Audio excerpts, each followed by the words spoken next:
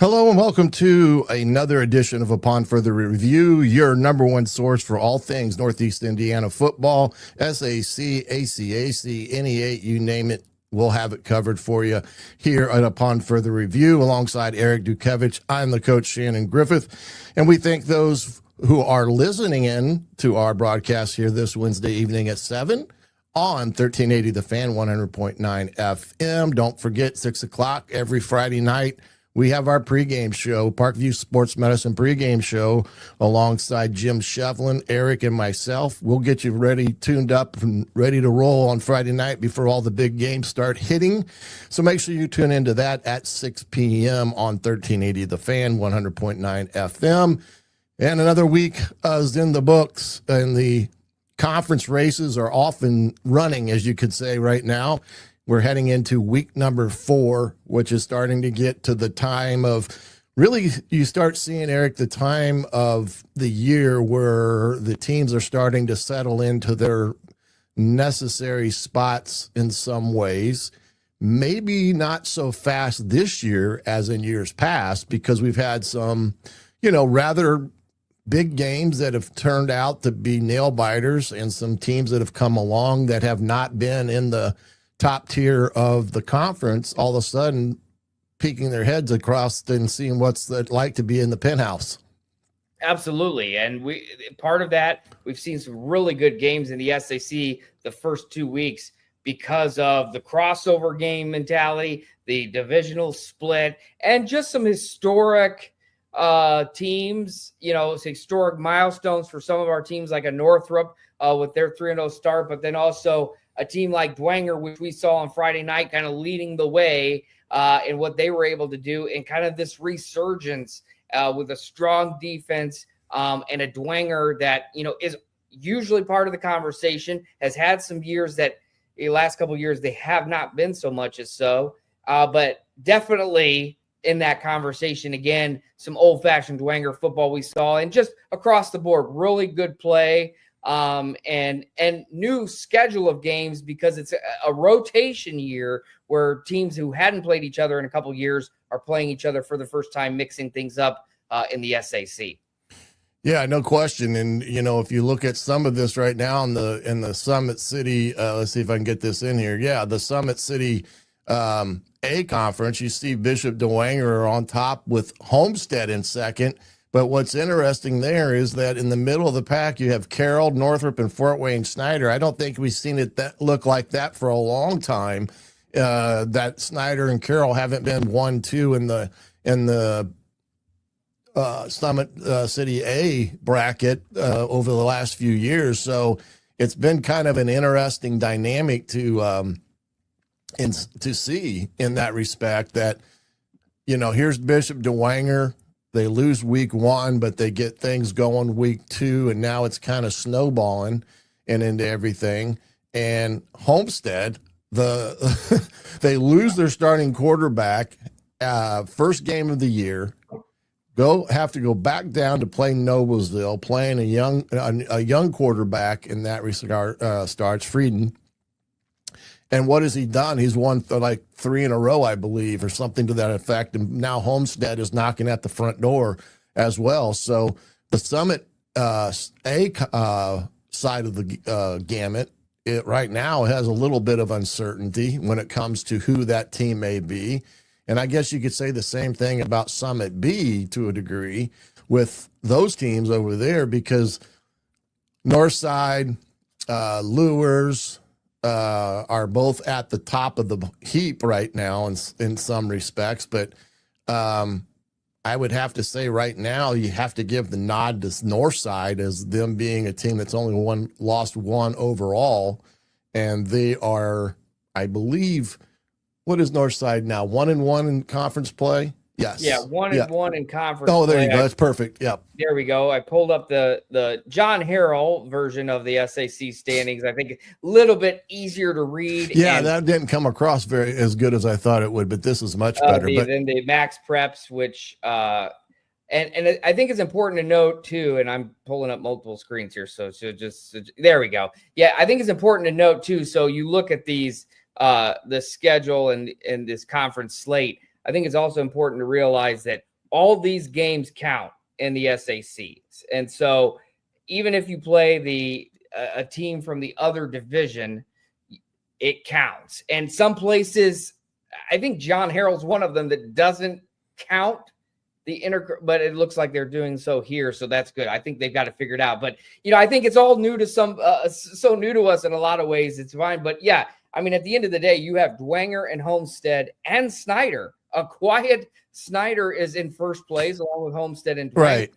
By all accounts, I mean, we were kind of talking about it earlier before we came on the air. Like, it's one of those things where Snyder really hasn't had that breakout moment yet where you go, wow, but ultimately sitting at 2-0 in the conference, they've been outscored, but they're still in first place. And on the flip side of it, because they've only played Wayne and who'd they play? Luers, Bishop Luers. Yeah, so they beat Luers in a 9-0 game, and then they come back and beat Wayne.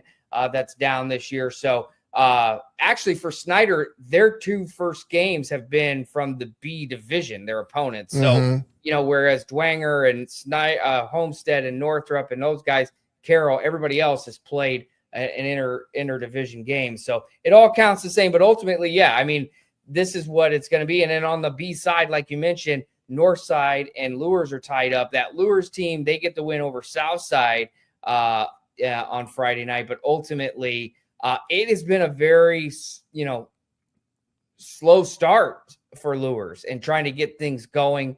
Only 28 points on the year, and they only had a touchdown coming into Friday night, put 21 up against Southside. So, and Northside has been very good all year. We see that stat line there, 125-69. They've outscored their opponents, 65 points already in the SAC play. Jaden Rivers coming in as the quarterback is even in a loss to Northrop looked great, has continued to look great all year, leading the SAC in touchdown passes and yardage and probably pass attempts and completions. But ultimately, Coach, wide open still in this SAC, really, when it comes down to it. And you want to see that because for so long and so many years, by week 5 of the SAC, half of the SAC used to be just knocked out because it was always Dwenger and Snyder and Northrop Dwenger, Snyder, and Luers and Carroll came in, and then Homestead came in, and those other half, and then some of the schools aren't even around anymore. I mean, you think of Harding and Elmhurst. So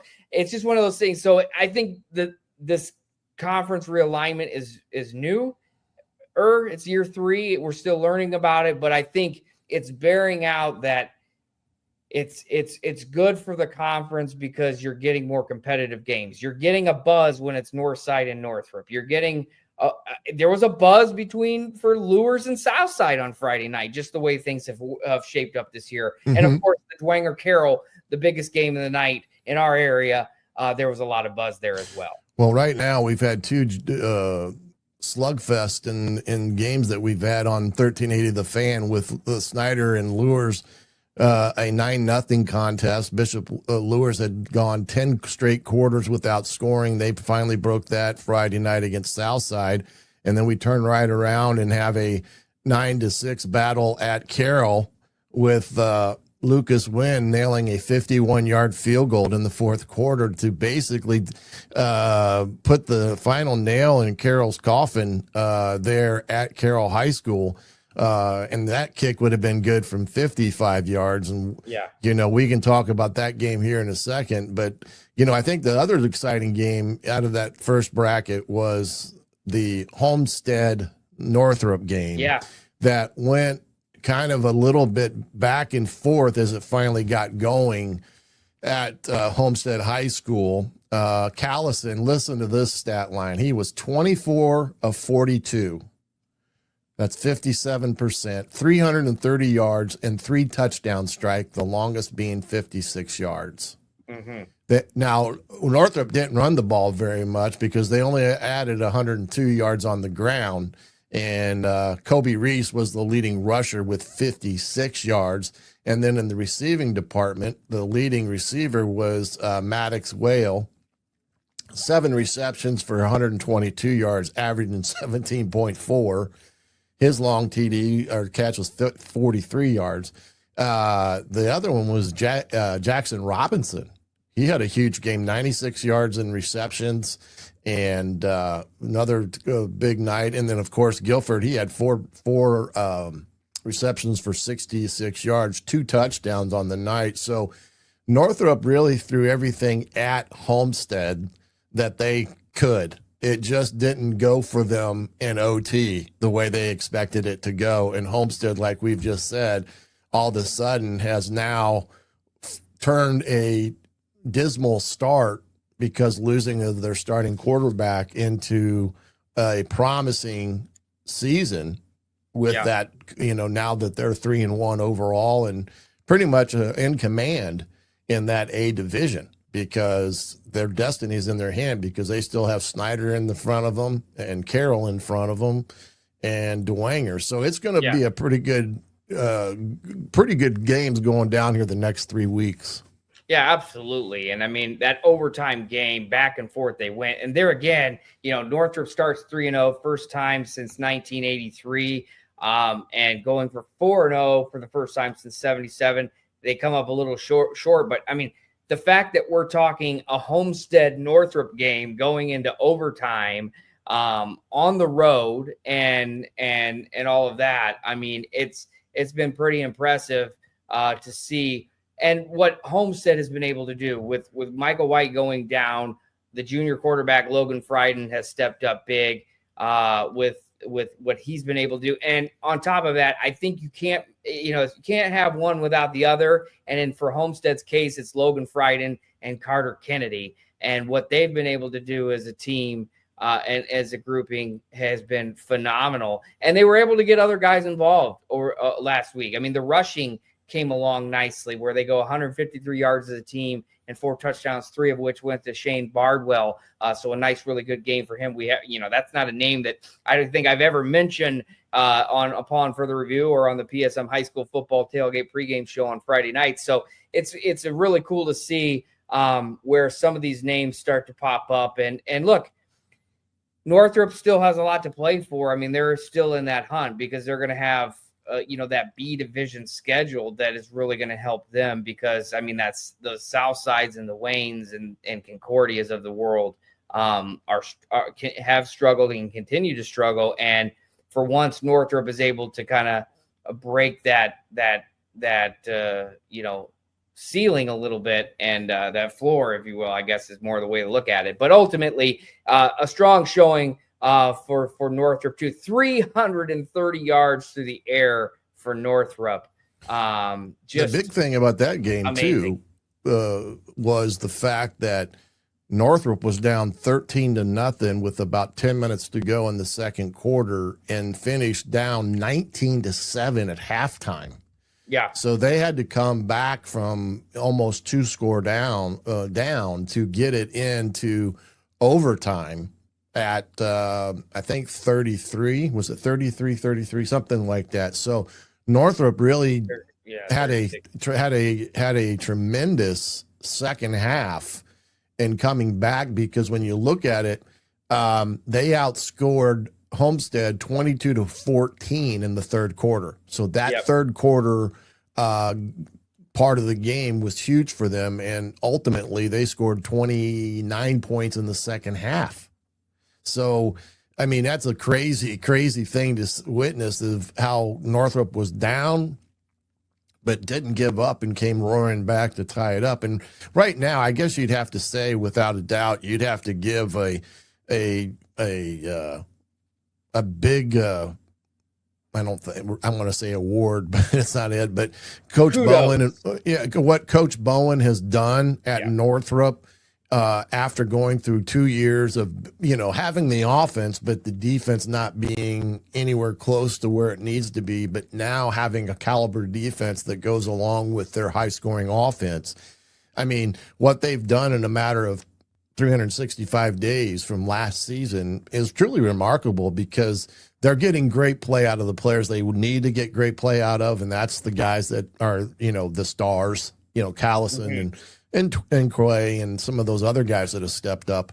And they've now this was the first game their defense basically gave up as many points as they had. But again, Homestead had come back and started scoring more points there once the change was made after the injury to White.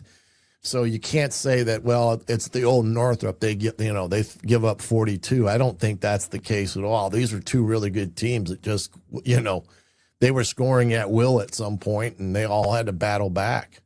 Yeah, absolutely. And the defense for Northrop, like you mentioned, the kudos that they've been able to do. I mean, just looking through their season stats, 11 sacks already this year through 3 games. So they're getting after the quarterback, 3 interceptions, 3 fumble recoveries as well. So, they're getting some turnovers and giving their offense extra possessions. And I think that's one thing we were able to see is just the opportunity to have the ball in your playmakers' hands toward the end of the game. Now they lose that game to Homestead. Homestead's got some playmakers too, obviously, but it was coming down. That Northrop Northside game came down to Quay in the end, and not just Quay. I mean, Quay gets the headlines, rightfully so, but ultimately too, there's a lot of good players. Maddox Whale that we mentioned, David Callison as well, and I think if the Northrop running game can really come along strong,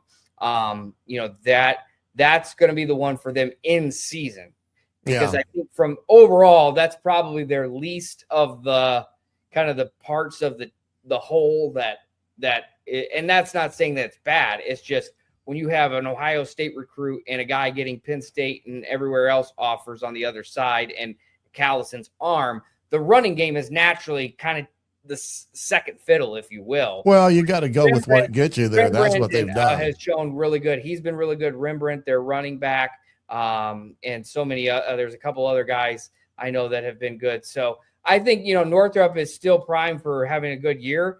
Obviously, when not to get too far down the road, they're in that same sectional with Carroll and Snyder and Elkhart as well. And so that'll be interesting how that plays all out too. But good teams continue to play hard, and I think that they've got some more winning in front of them.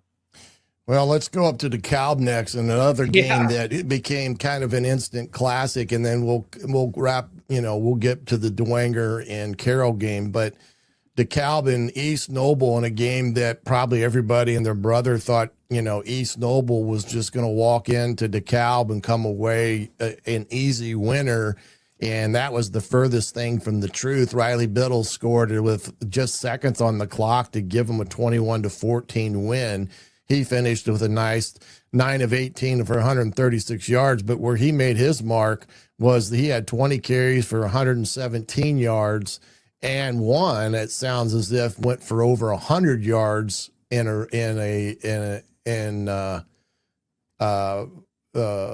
big play, but I don't think that's right here in the stats because they've got 2 of them in it with Austin Phillips having 1 as well. I think they missed. That's something else, but he ended up averaging 5.9.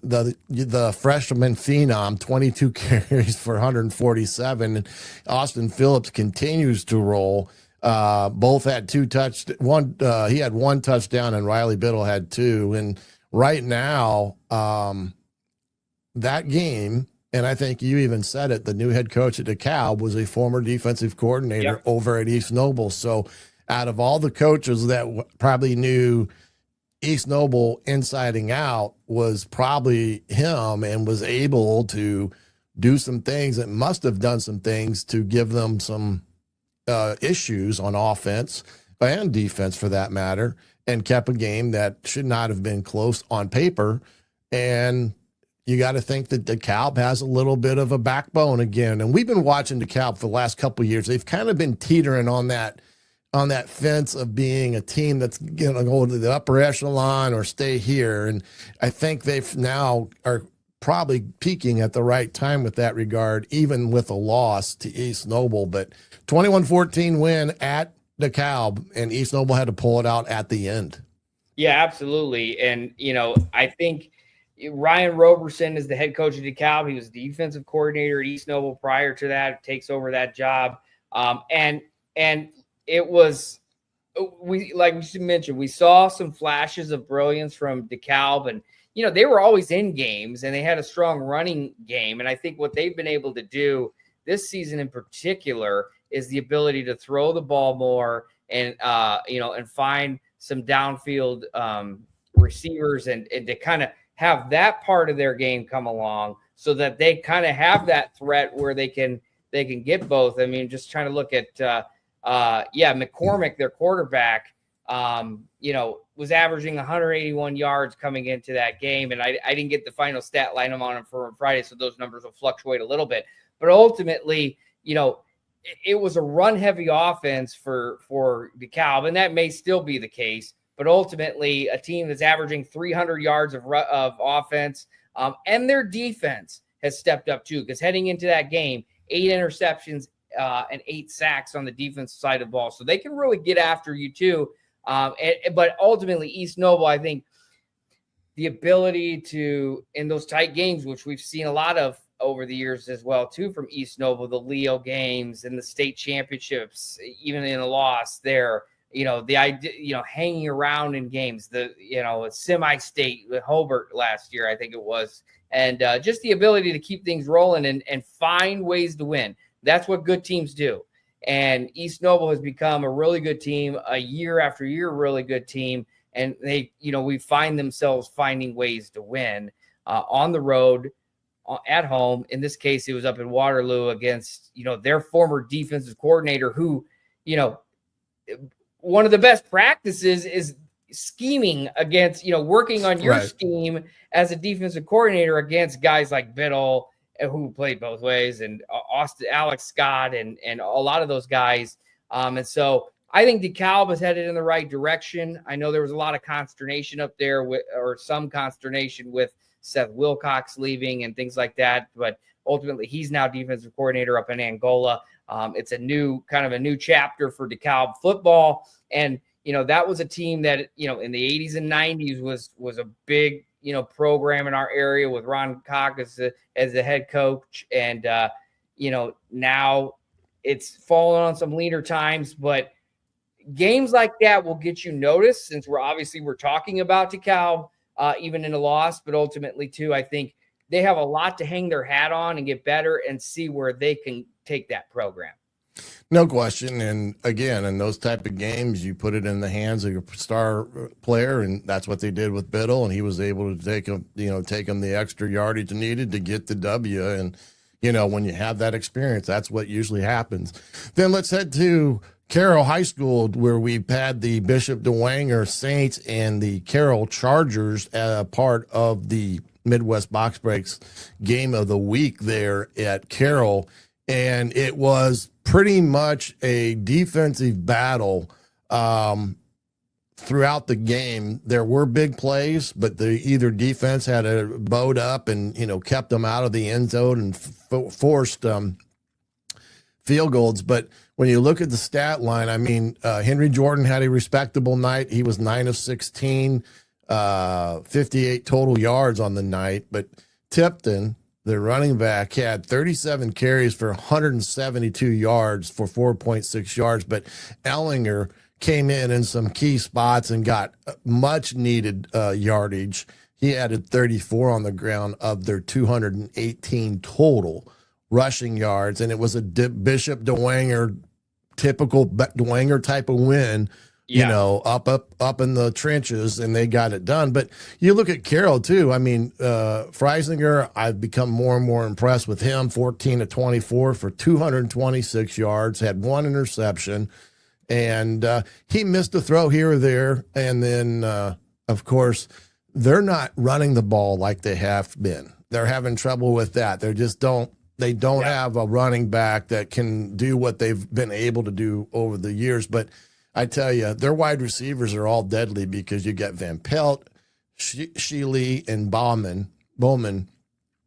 Van Pelt had 4 catches for 140 yards, and he is just a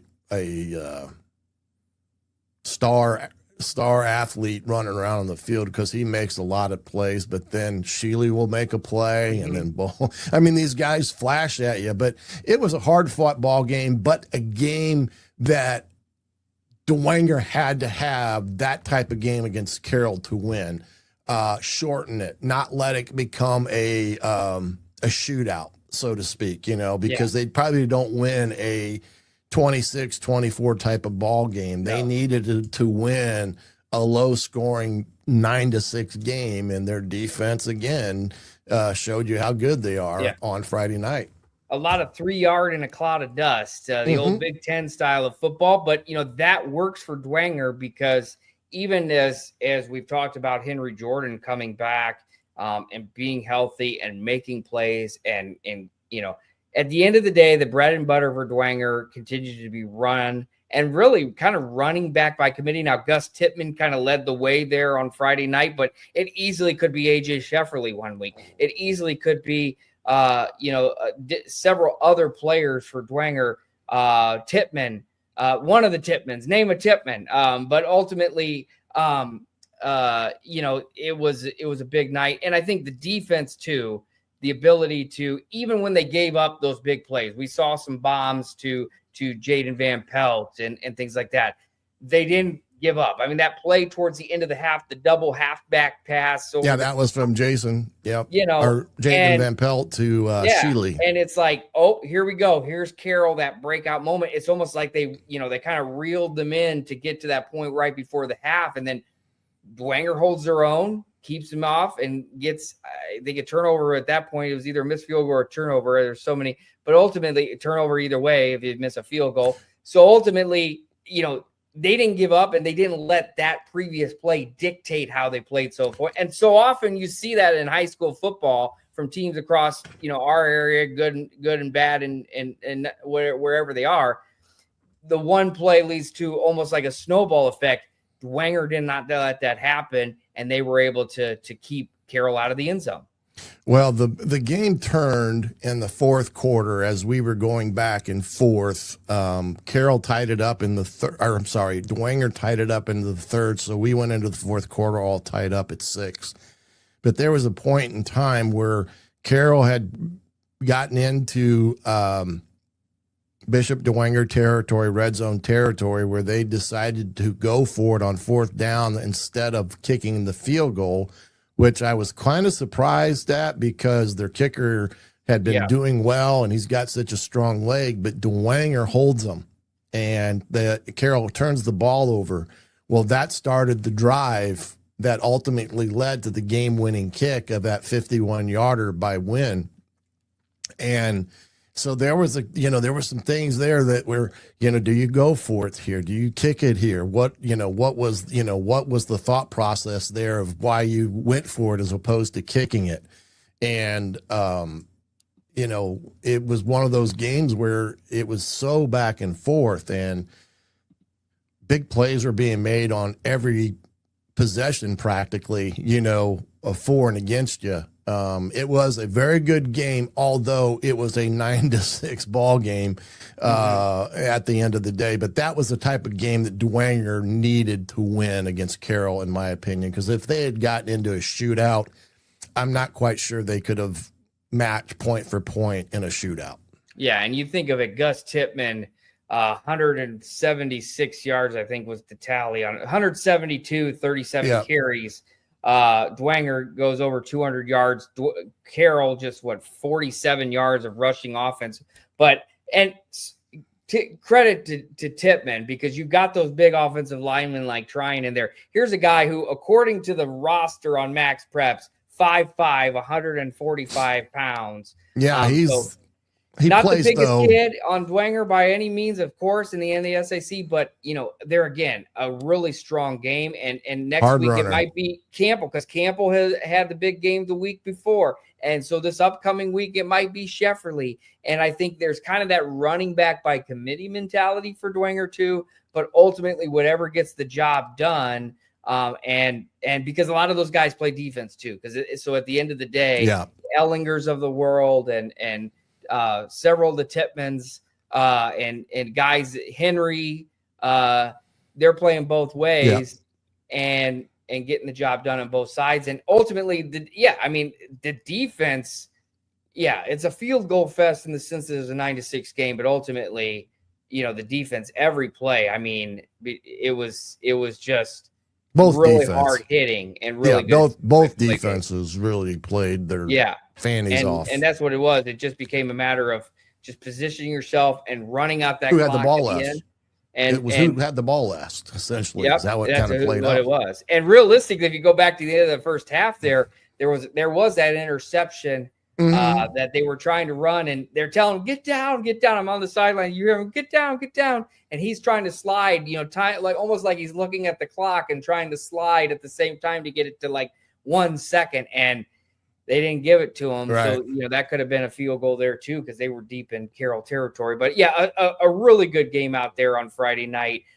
We've had 2 back-to-back games of all just field goals, but it all counts the same when you win the game. And Dwenger pulls out the win over Carroll a week ago. Snyder did it the week before against Lures, and those 2 teams sitting one of the 3 teams sitting atop the SAC overall in the 2-0. So yeah, really strong game out there. And there again, big games to be said, because remember, Homestead is in that mix. Still got to play both of those teams. Both those teams play Snyder and Carroll is this weekend, Friday night. So that's a big game where, there again, if Snyder wins and Carroll gets 2 losses, I think that probably knocks them out for sure. But, you never know. And that will be a great game out at Spooler Stadium for the Snyder homecoming game. Yep, and we're going to step out here, take a first break of the evening. When we come back, we'll get into this week's games and where are we going to be as the Midwest Box Breaks Game of the Week. Stay right there. You're going to find out right after this here on Upon Further Review on 1380 The Fan, 100.9 FM. Welcome back to Upon Further Review here on Wednesday night on 1380 The Fan, 100.9 FM. Video on YouTube, Facebook, X, Instagram, and of course, your audio feeds wherever you get your podcasts. Thanks for joining us tonight. And tonight we're delighted to be joined by Jimmy Linker, wide receiver for Huntington North. Jimmy, thanks so much for joining us tonight. Yes, thanks for inviting me. This is awesome. Yeah, absolutely. Well, first, let's go back to Friday night. A big win for the Vikings over Columbia City. Talk about that win. I know you guys had to hold on and pull it out ultimately in the end, but take me back to Friday night, that big win against Columbia City, and just what you guys were able to do against a talented team. Yeah, I think we kind of came into that game with a chip on our shoulder. Starting off 0-3 is never what you want to do. And we also knew in the back of our minds that it's one of those games where we haven't beat them since we've been in the conference. Like, we beat them in 2009 and I was a year old then. And then now being able to come out and really kind of put it to them in that first half, obviously I had to hold on in the second half. I took the opening kickoff to the house, and that was a real jump start. And, I think that really got our guys into, yeah, we can do this. And we kind of rolled off of that. Second half, obviously, we did offensively. We definitely struggled in the second half. And I think in part that's because just we didn't run the ball phenomenally, but we didn't run the ball a lot. We dropped back to pass 35 times, I think. And that's ultimately what worked for us. So, yeah, our defense played a phenomenal game. We shut them out through 3 quarters, and then kind of some slip-ups. I think, maybe it's you got tired, maybe it's whatever. You can give all the excuses you want, but at the end of the day, they scored twice and made it an interesting game at the very end. Sure. The house call on the kickoff, what's that like? I mean, was that the first time you'd done that on that high school varsity stage? Yeah, so I haven't had a return for a touchdown yet. My brother had 2 or 3 in his career. I think it was 2. But yeah, taking that one, I mean, and one of the guys, one of my best friends, I texted him before the game when we found out that we were returning. And I ended up telling him, hey, I'm taking this opening kickoff to the house. I have text message proof, whatever you want. And I told him, I was like, man, I'm going to do it. And then, you break that seam and you realize you got one guy to beat, run right by him. And then it's it's all green grass from there, and it's one of the best feelings in the world. Absolutely. And, you've had a great season for you. And, a little bit of a quarterback change. Obviously, Tony Decker graduates, enter in some transfers. Excuse me. Ultimately, Huntington North and Coach Eschbach go with Latham James. And you've found a quick connection with this. I think averaging over 100 yards receiving per game. Talk about this season, this team, some new faces. I think you said, 14 seniors, just like last year. So a lot of good returners coming back too. Just talk about this season so far, the new chemistry that you've been able to work in with the new quarterback and some of the other pieces that are part of this squad. Yeah, so Lathan joined us at the beginning of the summer and in June, and the good thing that he did was he was always able to go out there and mess up, and he made mistakes, and he played like a sophomore. But at the end of the day, he ended up, showing that he has the talent, he has the physical capability. Where's he going to be at mentally? And by the time it rolled around the season, we were like, yep, he's really shown that he can do it. And I mean, through the 2.5, whatever you want to call it, games he's played, he has done a phenomenal job. He finds the guy that doesn't look like he's going to be there until late even. But yeah, I mean, he's done a great job. There's a lot of guys, like we have a lot of returners, and we have a lot of juniors and sophomores that have stepped up really, really well. Having a guy like Eric Fry, who had a big game this past week, he's been battling injuries all year and still is. He had 110 yards on 4 catches, and he had that huge 70-yard touchdown. So, there's certain guys that maybe not have had that varsity experience yet until this year that have done a phenomenal job of just stepping up and really getting after it. And I alluded to it, the sectional from a year ago, you guys advanced to regionals against East Noble. 1993, the last time Huntington North had done it, and quite a run. I mean, what was it about that group of guys and the seniors that you guys had and some of the younger guys too were able to break through and do something that not only had not been done for a long time in Huntington North, realistically, I think it never even kind of entered the people's minds for a long time either, that you could do something like that. Yeah, so with my age group and the guys that graduated last year, obviously you have my brother in that group, and I think with us two specifically, we all grew up together. Like the guys and the juniors and seniors from last year's team, so my age and my brothers, like a lot of us played together when we were 5, 6, 7, 8 years old. Like we've absolutely grown up together. And we've been dreaming about a moment like that since we were little kids. Like that's exactly what we wanted. Being able to have that chemistry of knowing like, hey, we're going to mess up, we're going to get better, and we're going to do it together is just a great thing to have that feeling. And there's not a lot of guys that I'd rather do that with in that group. I mean, just because they graduated doesn't mean they still come to the games. They still, Tony Tatum, my brother, they're always talking to us like, hey, how are you guys doing? How's it look? Good luck this week. They're always by us. Like we're still great friends with all of them. And they just, that year, last year, being able to do it with them, we didn't get injured a lot. And any bumps and bruises, we pushed each other through it, and we were like, hey, we got to get out there, we got to play.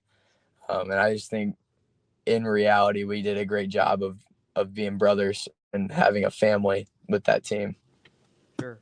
And the tidbit of trivia there with that team, the kicker, you guys win the sectional on a field goal kick. The kicker was a foreign exchange student from Germany. Just talk about that. A lot of people may not know that. A cool a side of the story that realistically, I went down there and did a story with you guys for PSM for my day job. I didn't realize till I got down there that Johan was the kicker. Just briefly explain kind of what that special part of it was all about. Yeah, Johan's a phenomenal kid. Like, so many good things to say about him. You know, he came out, he joined us late summer, and he didn't start kicking in games until I think he started doing field goals in week 2, and he started doing kickoffs in week 3 or 4. And he just, for whatever reason, had a knack for just putting it dead straight. You know, I was the holder, so I held everything for him, and there was bumps and bruises. He had some knee pain just because it's new to him, because he didn't play soccer. He did a little bit of kickboxing, is what he told us. But he didn't play soccer. So it wasn't like, he's a soccer player, let's see if he can kick. It was, hey, can I try kicking? And being able to celebrate that game-winning field goal and being like, hey, dude, how did you just do that for us? Like, this is crazy. He comes all the way from Germany, and he's like, hey, I'm going to win you guys this thing you haven't done in 30 years. That's amazing. Well, that was an amazing story. Not just the fact that you guys were sectional champs for the first time since 93, but doing it on the leg of Johan. And, of course, Tony Decker, a great quarterback. You and your brother Marcus were a great wide receiver duo and all of that. And a lot of good players. I think of Tatum Brooks and some of the other names that have come through there in the last several years. So, certainly, and certainly a great story with a little bit of that added icing on the cake, if you will. But Jimmy, I should say, we appreciate you coming on tonight on Upon Further Review and joining us here to talk about Huntington North. Congrats on the big win last Friday. Best of luck to you and the rest of the Vikings for the rest of the season. Yep, thank you. I really appreciate you. Welcome back to Upon Further Review here on 1380 The Fan, 100.9 FM. We're also live on YouTube, Facebook, X, Instagram. Just follow us, search Upon Further Review SAC. You can search Griff and Dude. That helps as well to in your search bar to kind of limit that there and find us, and subscribe on YouTube. Like us on our social media. We put clips of the show and everything. So, and of course, we're grateful to be on 1380 The Fan, 100.9 FM every Wednesday night at 7 p.m. right here, and audio streams wherever you download your podcast. But, Coach, we moved the chains from week 4 to week 5. We kind of set the table in our previous segments about, what the SAC is looking like. And I think that leads to some big matchups this coming Friday across the board. I mean, yeah, I think there's a game. All those games right there at the top are pretty important, I think. Yeah, we see first, and we'll kind of talk through these games one by one. Carroll at Snyder. We kind of mentioned it. Carroll coming off the loss to Bishop Dwenger. Snyder sitting at 2-0, a quiet 2-0, an uncharacteristic 2-0 in the sense that we're not talking about Snyder like we did. But ultimately, Snyder, one of the first place teams in the SAC, Carroll trying to prevent some sort of hangover effect. This game, the last couple of years, has been really good. We think of the guys like Jimmy Sullivan, Brandon Logan, Landon Fry, even Jaden Van Pelt in some of the shows he's had. This could be another big one. I think there again, can Snyder get that run game going, Coach? We saw it a little bit on Friday against Wayne. Jordan Davis rushes for a touchdown, throws for a touchdown. So they got some offense going there against a down Wayne team. They're going to have, that's maybe a launching pad for Snyder to get, but that offensive line, we saw them against Lures, they struggled there. They were able to get the win, but they were not moving the ball like we were used to seeing. And it's going to be a tough task against the big boys for Carroll on their defensive line, because even in a loss, we saw how good Carroll's defense is. Yeah, this will be a tough game for Snyder on a lot of different fronts. It's really going to come down to, is Carroll going to be able to find some running game against Snyder's defense? I do think they'll have the advantage in the passing game, but where they need the help is in the rushing game. And and not make the critical mistakes. Now, it's kind of a must win for Carroll. And I think you've already pointed that out with them having one loss. Another loss for them could, push them on the outside with them losing total control of their own destiny at that point. So it's going to be a game that is probably going to hinge on whether or not Carroll's offense can really get it going in the run game and continue with the passing game with Freisinger against the Snyder's defense, which at this point is probably their strength of their team heading into this week. And again, they've got two capable backs, running backs. You talked about Davis earlier and what he brings to the table.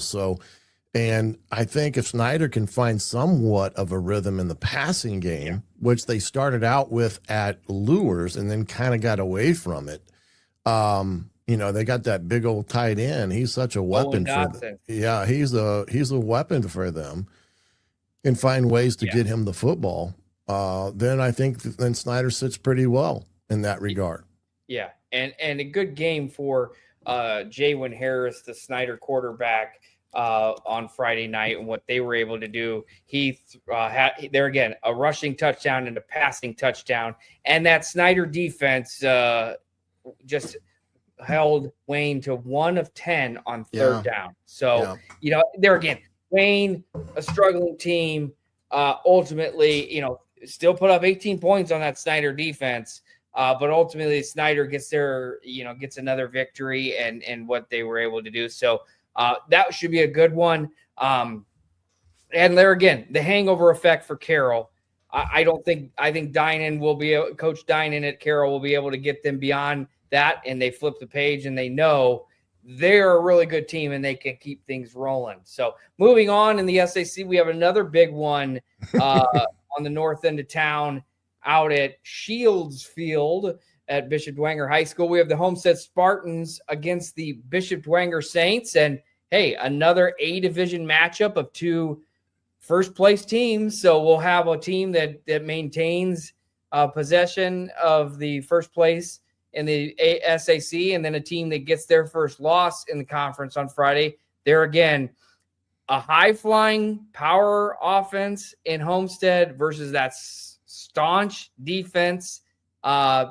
This will be a good one, a good test for both sides, especially for Logan Frieden. This will be his toughest test, I think, so far as he's taken over as QB1 of Sparty. And I think for Dwenger in this ball game, they have to continue to be able to run the football with success. And like you said, it was Tippmann this week. It could be Campbell or Shefferly in this coming week, but they've got to continue that rushing attack that got them the win at Carroll.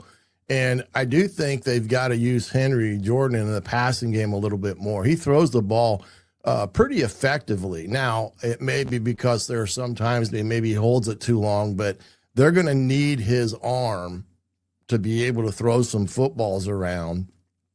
And I think at Homestead, maybe it's cool that they may have to, because Homestead's defense seems to be pretty stout this year thus far, in that respect. So this has got another makings of a type of game where if Dwenger can impose their will and play the type of game that they won this past week at Carroll and not get into a shootout with Homestead, then I think they got a great chance. What they can't do is get in a big old shootout game where you got to score 30 or some odd points. That I don't think that's not the game they want.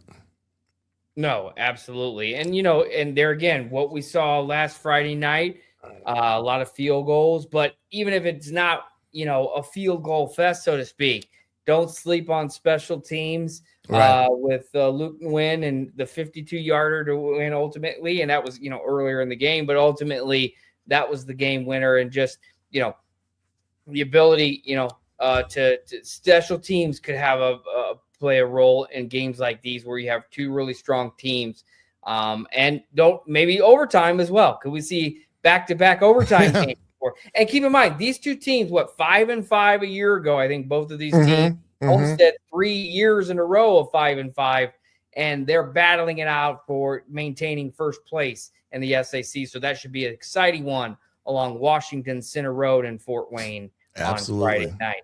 Another game in the SAC, and we kind of alluded to it, the top two teams in the B division, Coach, we have Northside traveling to Lures Field to take on the Bishop Lures Knights. Of course, Northside rebounds from a loss to Northrop 2 weeks ago. They get the win on Friday night against Concordia, and then Lures gets their first win of the year and beating Southside in the Battle of Calhoun Street, or the Calhoun Street Brawl, depending on how you call it. I even saw the Clash on Calhoun, which that was the first time I'd seen that one. Sounds like WWE pay-per-views they're trying to name these things anymore. But anyway, ultimately a big game in the B division. There again, Northside scores a lot of points. Jaden Rivers, a lot of yardage. You got playmakers all over the field. Lures struggled to get offense. They finally got it going in that second half against Southside, and maybe that's what the doctor ordered for Lures, and we'll see if that carries over moving forward. Well, right now, Jaden Rivers is thrown for over 1,100 yards, almost 1,200 yards on the year, completing 69% of his passes, which is phenomenal. He's got 14 touchdown passes and still 0 interceptions. Amazing. Which is another big time stat. His QBR ratings through the roof at 141.6. So right now, as quarterback in the SAC, he's probably playing the best of all the quarterbacks when it comes to throwing the ball with high efficiency and not throwing it to the opposite team. So if they can keep him rolling like he has been, they should be, wrap it up. And, he's distributed the ball great. Malik Moore has 25 receptions. I don't know if it's his brother or twin. Are they twins, Moore? Or are they not related? I don't know if there's another Sebastian Moore. Yeah. I don't know. Well, he's got 22 at all. Yeah, he's got 22 receptions, and then Harrison has 10 receptions. And all those three guys, Malik has 421 yards receiving. The other two have 230 apiece. So, he's spreading the ball around in their passing game, which makes it very difficult to defend. So that's where Lures is going to find their issues, is trying to defend an offense where there are a lot of weapons around them. And then I think it's Kingle. Their running back, Kingley. They've got to get a running game going because right now they've only rushed for 444 yards total on the year, which is just about 100 yards a game. So if they can get that going, it's going to help them immensely. But this is the type of game that Lures is going to have to get some big turnovers. Yeah. And find ways to get the ball in the end zone, and they were having trouble. Now, they got by that this week against Southside, but they're going to need a lot of points on Friday to beat a Northside team. Yeah, and they're, again, an intriguing matchup. They all count the same in the SAC, so they're, again, looking back at the SAC standings, Northside and Lures both 1-1 in the conference. So they're, again, this is probably an elimination game, so to speak, in quotes, if you look at it from the overall conference perspective. And they do not award divisional, championships technically, officially. I think there probably is some bragging rights if you're able to do that. But in the 2 years so far, we've seen, co-champions at least once from both divisions. So ultimately, it's the overall, and there's head-to-head, and there's late, the last game of the regular season. We'll see how that sorts out. But ultimately, that should be a fun one out at Lures Field. Epperson for Lures has looked tremendous. He had a big game on Friday night. And there again, I think really good matchup of two teams where they are right now. Kind of a clash in styles and clash of experience, but also it should make for a fun game inside Fort Wayne city limits on Friday. Yeah. And Dewangers defense, Lures defense, which is their best side of the ball. Yeah. And where a lot of their good bodies are, that's going to be challenge for Northside up front is Yes. being able to block the skill that Bishop Lures has up front. So that's going to be a good matchup to watch as well. I think the Taylor brothers on that defensive line, if they can get after Jaden Rivers and make some bad throws, so to speak, or leave some balls up for grabs, that's where guys like Mikhail Woodson and stuff start. You start hearing their name in the stat book more because we haven't heard much out of the secondary yet for Lures. And this could be a game that turns that tide as well. Moving on, another game more north of town. We have Northrop traveling to Zollner Stadium for a battle with Concordia. Northrop looks to keep, bounce back really and continue their good season, sitting at now, 3-1 is Northrop. Concordia 0-4, just 63 points in the season and 21 points in conference. So 12 straight losses for Concordia. It has been a struggle for a couple years. What's always interesting about Concordia, and I think this is where, to me, the conversation leads, Coach, Concordia can put up a lot of points, even though they've lost 12 games in a row. They're one of those teams that their quarterback play tends to be their best element. They have found more of a running game. Eli Trent, their quarterback, is their leading rusher too. Right. So if you get in a track meet score and it's into the 30s and the 40s again, like Northrop had last week, is that where the potential is for Concordia getting a big upset win at home? I think that's part of it. Now, Northrop has shown their defense is pretty strong, and I think they have been heralded. This could be a breakout game for guys like Don LeRae Reese Jr. and some of those other guys in the secondary to really, rack up their individual stats en route to a Bruin win.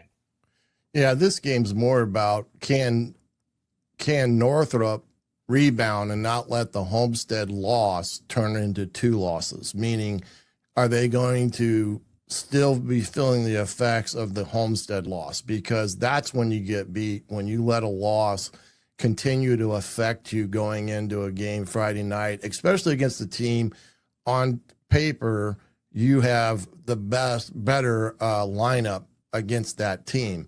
But if they go into that game thinking that they've got it all sewed up and don't need to come with all their barrels loaded to play a game, that's when you get beat. And that's when a team like Concordia surprises you because they put up, can put up the numbers and score some points. So that's going to be the big thing. We'll find out, is Northrop a team that has a contender's mentality? And what I mean by that is going into a game where they're clearly better than the team across from them, take care of business, don't give them any hope, and get the win and go home. If they do that, then you got to say Northrop's for real this year. Uncharted waters for these Northrop Bruins to be in a situation where you don't have a hangover of a loss turning into a loss against a team that you should beat when you should, if that makes sense, because Northrop, it's always just loss. And that's not heaping on Northrop. That's just the reality of what that program has been. They're not often in this spot where they've got to come back and, man, they were in that game. They took it to overtime against a power like Homestead. Now they got to come back and beat a team like Concordia that's lost 12 in a row. And Northrop has been there and know what 12 in a row feels like. And so I think ultimately, there is some intrigue there, but I like Northrop's chances in that.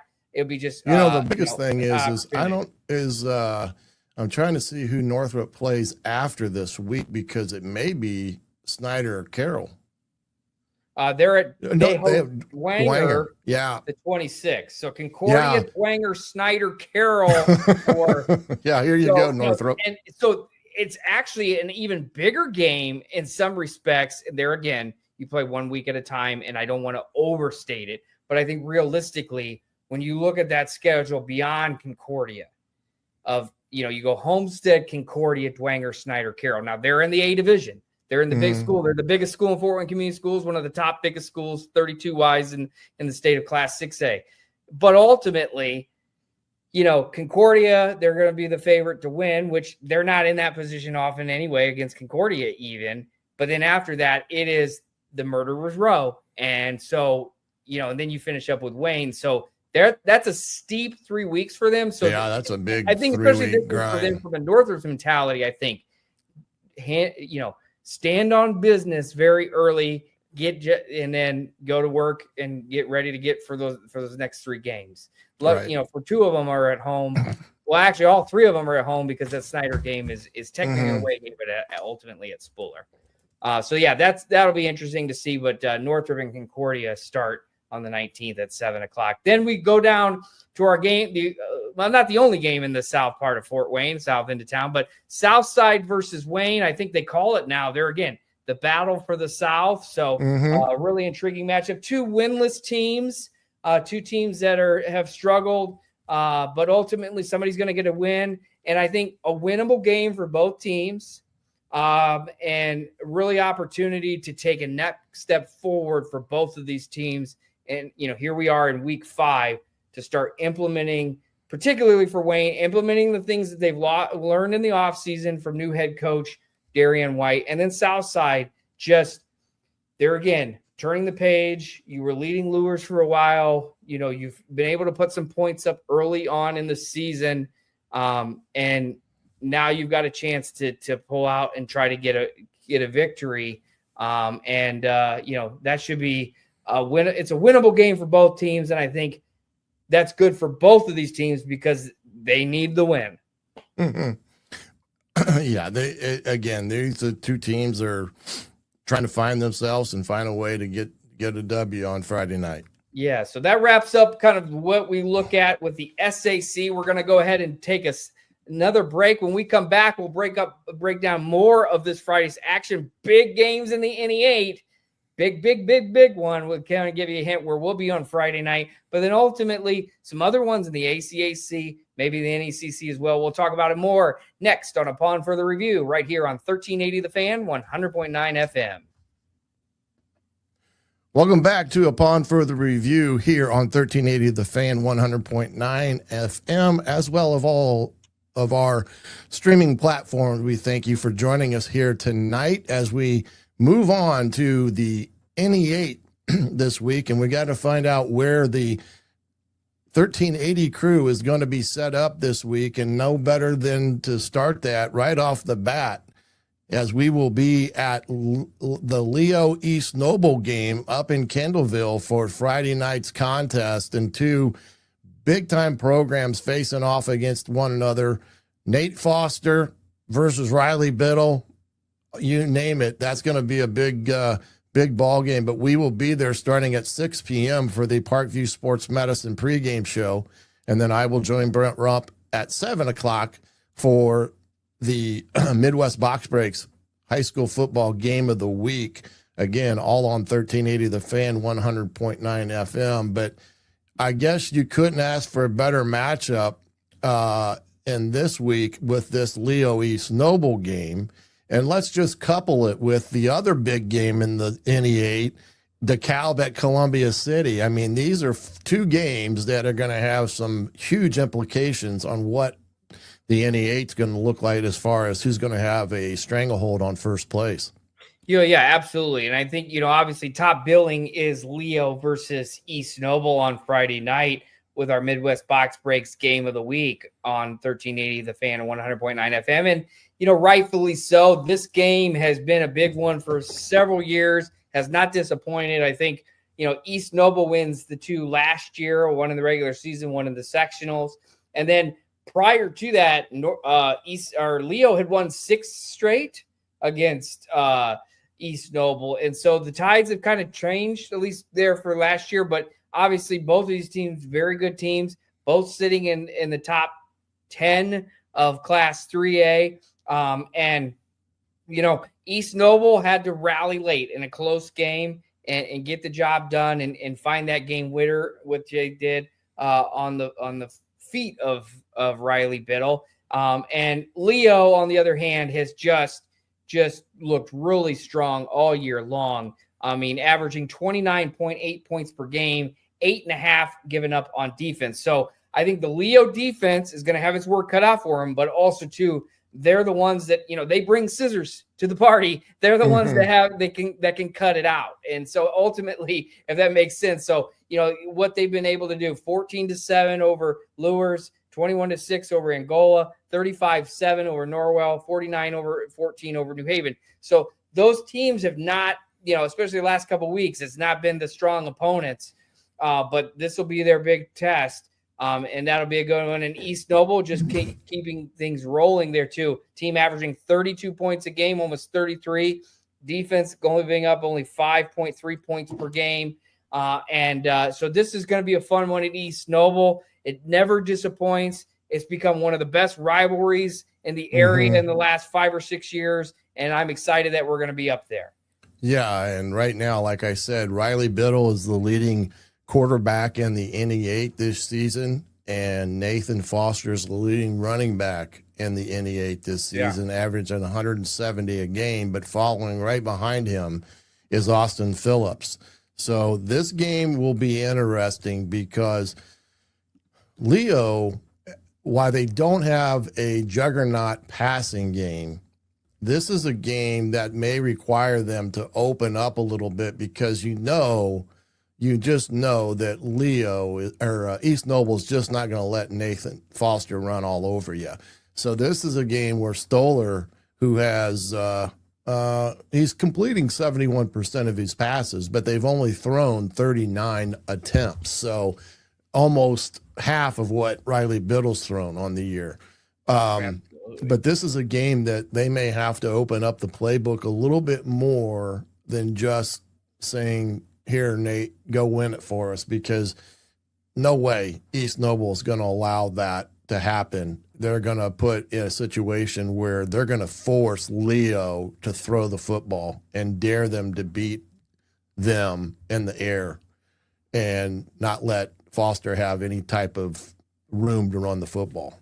Absolutely. And then on the other side, the other big game that is taking on some extra meaning, I think, DeKalb at Columbia City. DeKalb, kind of almost had the victory in their grasp and let it go under a rebuilding with Ryan Roberson and their offense that's coming along. But then Columbia City, with probably maybe the surprise of the weekend outside of what we saw at Carroll with Dwanger in a 9-6 game. But Huntington North upsets Columbia City, and it kind of spoils the party as far as, that winless teams playing each other in the NE8, though Columbia City very much, still alive in the mathematically speaking. But Columbia City, I think that might be a really mad team come Friday night. That should be interesting to see how they rebound with that run heavy offense that was averaging over 300 yards on the ground. Well, yeah. And, Huntington North, we were kind of like, okay, we were kind of on their bandwagon to start the year. And, they really hadn't, outside of the first win of the year, they hadn't really played that well after that. But for them to get a win at Columbia City, 21-14, that's a huge win for them. And, they've got, again, they've got some good players as well. And I think Huntington North's one of those teams that can spoil a lot of parties. But this DeKalb game is going to be important for Columbia City, important for DeKalb because both of them have one loss. DeKalb, Eli McCormick, their star quarterback, will have a big say in this game versus a talented rushing attack for Columbia City. So this one will be an interesting ball game as well. Absolutely. And then just mentioning real quick, Heritage at Adams Central, the big one this week in the ACAC. Really, Adams Central big. They keep rolling. Heritage took the loss a week ago to South Adams. And then over the NE8 or NECC, I should say, probably Garrett Eastside is probably the big one there with some good programs in the DeKalb County matchup. And so that should be fun. So a lot of good football this week, Coach, that we just breezed right through. There's so much to talk about, so many good storylines, so many good games, good players. And we'll be able to talk about it more on Friday. We'll have their Midwest Box Breaks game of the week from East Noble. Leo at East Noble on Friday night, pregame at 6, presented by PSM. Postgame presented by Kester's, powered by Pet Pizza Hut at the Kendallville Pizza Hut. After that, should be a fun Friday night. got a good game in between our Midwest Box Breaks game of the week. It should be a fun one up in Kindleville. Yeah, it will be, but all practical purposes, we got to get out of here. So Yeah. for Eric Duke Dukevich, I'm the coach Shannon Griffith. This has been Upon Further Review right here on 1380 The Fan, 100.9 FM. We'll see you Friday night.